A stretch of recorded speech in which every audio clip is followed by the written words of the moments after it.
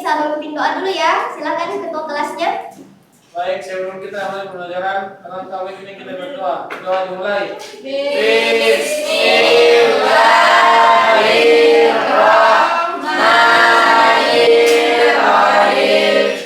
Rabbi zidni ilman warzuqni fahman. Semuanya hadir hari ini? Hadir, Bu. Alhamdulillah. Jadi pada kesempatan kali ini kita akan belajar tentang wujud zat dan perubahannya. Siapa yang tadi pagi habis minum es teh? Air es, Bu. Nah, kalian di air tersebut pasti kalian melihat embun-embun di pinggir-pinggir gelasnya kan? Iya. Ada yang tahu itu perubahan apa? Ayo. Oke, jadi pada kesempatan kali ini Ibu akan menjawab pertanyaan tersebut dari pembelajaran ini. Nah, sebelum kita masuk ke pembelajaran, semuanya bisa berdiri?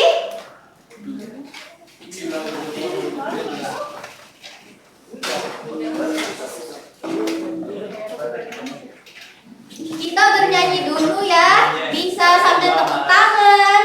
Bisa bilang nih? Boleh kalau mau. Cara tepuk tangan, Ibu. Oke.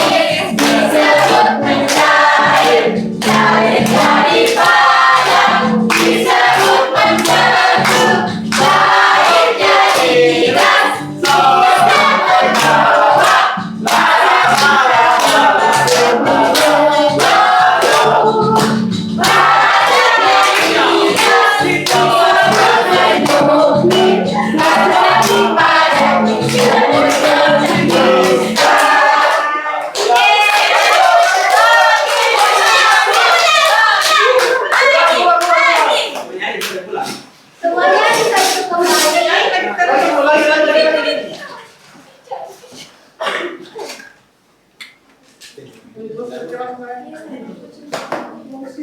duduk kembali.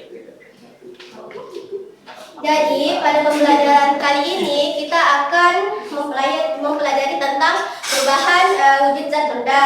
Jadi Ibu berharap setelah pembelajaran ini kalian bisa mengetahui menyebutkan 6 jenis perubahan wujud benda serta menghubungkannya dengan fenomena di kehidupan nyata. Nah, sebelum mulai ke materi, Ibu mau bertanya dulu. Pernahkah kamu melihat es batu di gelas lama-lama jadi air dan kenapa bisa begitu?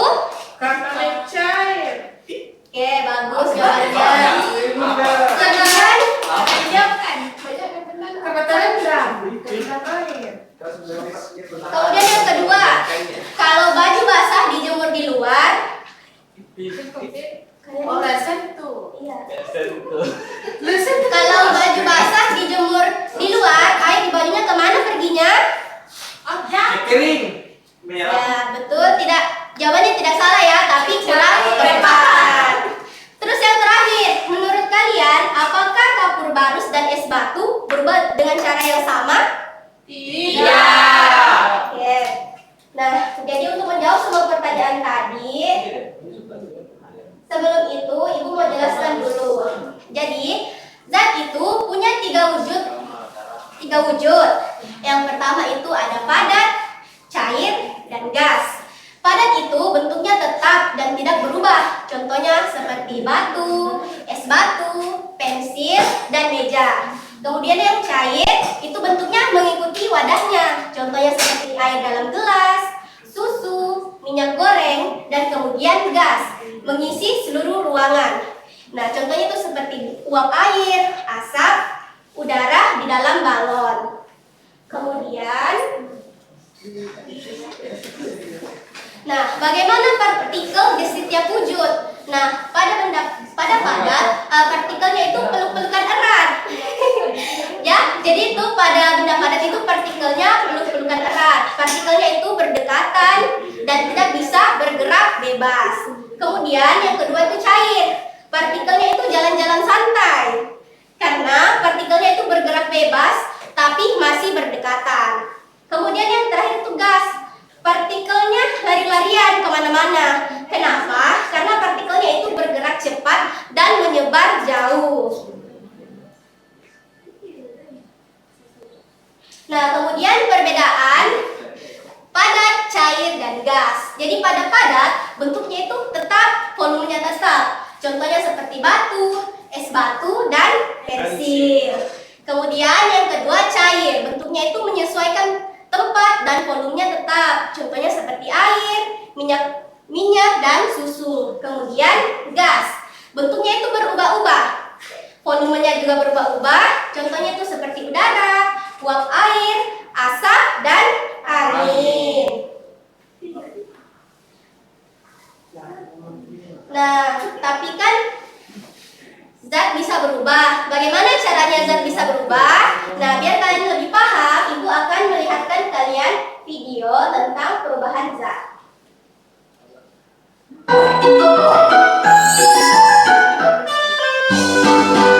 Halo teman-teman, Assalamualaikum. Hari ini kita akan belajar tentang perubahan wujud benda.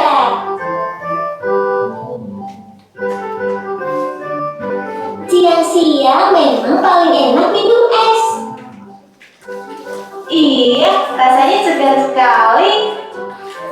Diperhatikan ya Di dalam videonya. gelasku ada 4 es. Kasih buat Kalau bertanya, punya kamu berapa Elo? Kalau punya aku, cuma 3 esnya.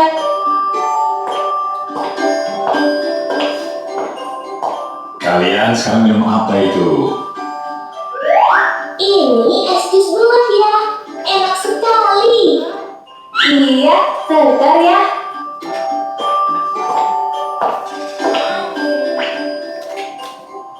Loh ya, ini es kok semakin kecil.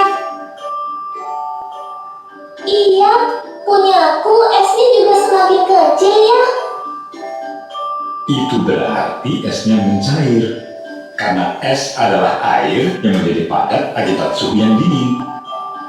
Lama-kelamaan, es di air menyebabkan suhu dinginnya berkurang. Dan akhirnya, es itu menjadi air. Mencair itu apa ya? Mencair itu perubahan dari yang padat lalu berubah menjadi cair. Seperti es berubah menjadi air. Itu namanya perubahan wujud. Di sekitar kita ada beberapa macam perubahan wujud. Apa saja ya? Pertama, menguap, yaitu kondisi air yang menjadi udara. Ini bisa terjadi jika air terkena panas secara terus-menerus. Contohnya apa ya? Contohnya, air laut yang terkena sinar matahari. Air tersebut akan menguap, lalu berubah menjadi awan. Contohnya yang lain ya? Contohnya yang lain adalah ketika ibu memasak air.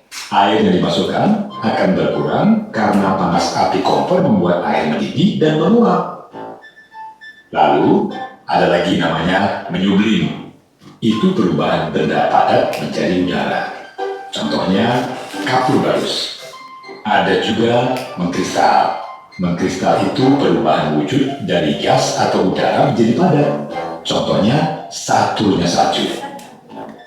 Lalu perubahan wujud selanjutnya adalah mengembun.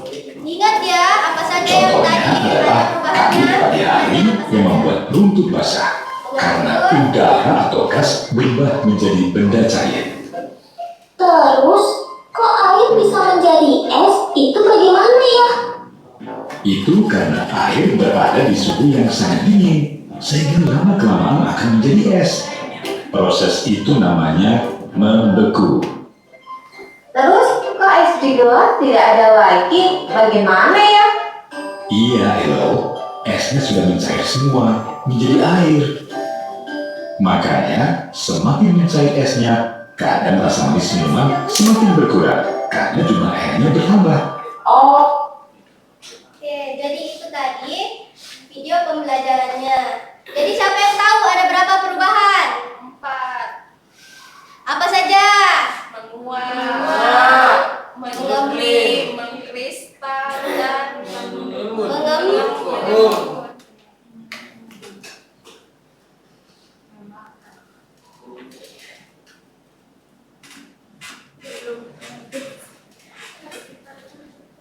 Nah, jadi di sini tuh ibu punya pop up book. itu apa ibu?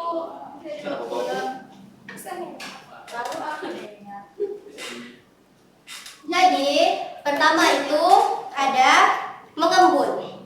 Mengembun yaitu peristiwa perubahan wujud zat dari gas menjadi cair. Contohnya itu seperti butiran air di dalam dinding, gelas berisi air es, atau titik-titik embun pada daun di pagi hari. Kemudian yang kedua ada mencair. Mencair yaitu peristiwa perubahan wujud zat dari padat menjadi cair. Contohnya itu seperti es atau mentega yang dipanaskan akan mencair. Kemudian membeku. Membeku yaitu peristiwa perubahan wujud zat dari cair menjadi padat. Contohnya air yang dimasukkan ke dalam freezer akan menjadi es atau membeku. Kemudian menguap. Menguap yaitu peristiwa perubahan wujud zat dari cair menjadi gas. Contohnya bensin yang dibiarkan di udara terbuka. Lama-kelamaan akan habis. Kemudian menyublim.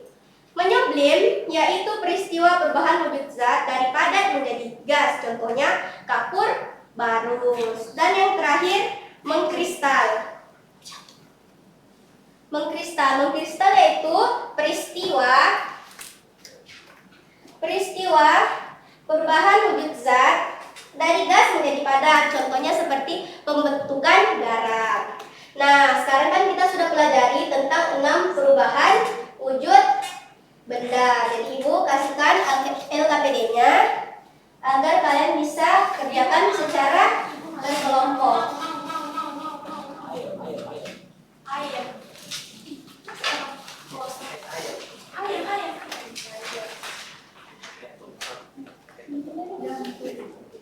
Oke, silahkan dikerjakan LKPD-nya sama teman-temannya ya. Sudah mengerti? Iya, contoh-contohnya.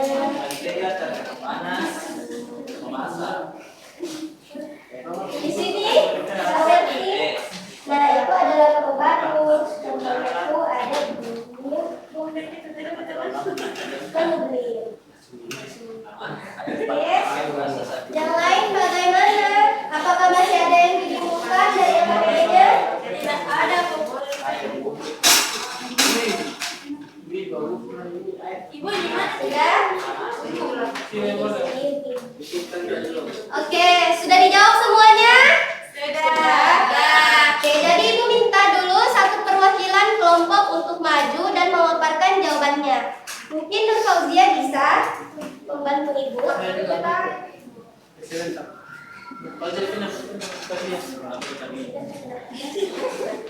Dengarkan teman-temannya ya, dan dicocokkan sama jawabannya. Jadi kalau ada yang salah diperbaiki.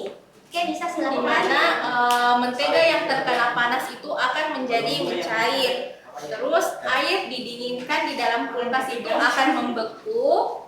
Kapur barus habis di udara itu akan menyublim. Terus air pada pakaian basah saat dijemur itu akan menguap. Air mendidih di dalam panci itu akan menguap. Terbentuknya titik air pada kaca itu akan mengembun. Proses pengerasan pada agar-agar itu akan membeku. Dan pembentukan garam dapur dari air laut itu mengkristal. Oke, cocok semua sama jawabannya? Cocok. Tepuk tangan dulu untuk temannya.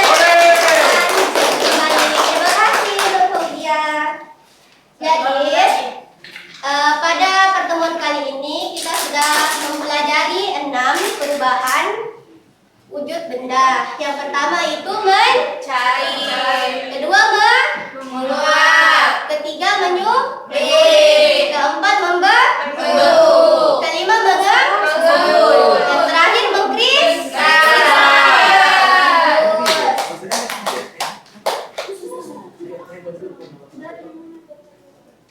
Oke, jadi sebelum Ibu tutup, Ibu mau tanya dulu. Apa yang paling seru dari pelajaran hari ini? Apa? Kalian bisa belajar perubahan?